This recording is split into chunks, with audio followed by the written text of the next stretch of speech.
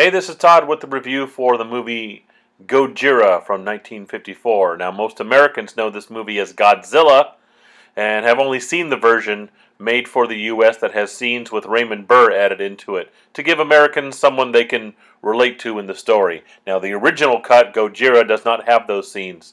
Thanks to the wonders of DVD, hardcore fans that do not fear subtitles can see the original Japanese version with no scenes edited out and no Raymond Burr added in. It's interesting to watch the movie with the power of hindsight, knowing how big the radioactive fire-breathing monster is going to become, almost like a folk hero, almost like a good guy. The film paints Godzilla, the American release did it too, in 1954, as a terrifying menace. The monster is the ultimate metaphor and price that humanity will pay for developing atomic weapons. One very touching scene that I don't recall being in the U.S. version, got edited out, is of a mother sitting on the steps of her house, holding her children close to her. They're crying. It's clear that they could not possibly run fast enough to escape the destruction that the monster is bringing closer every second. And she tells her children, "We'll join your daddy soon," as she holds them close. Special effects-wise, this movie is pretty good.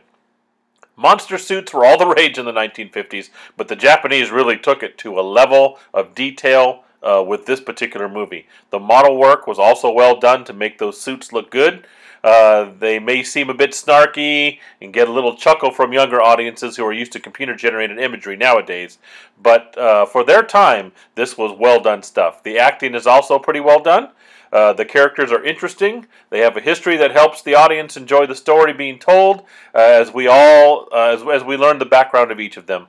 I highly recommend this version of the film. The U.S. version isn't bad at all, but the original cut really does give you the heart of the story of the monster that we created.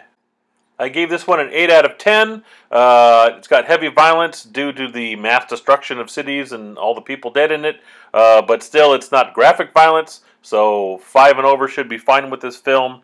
Go see Gojira.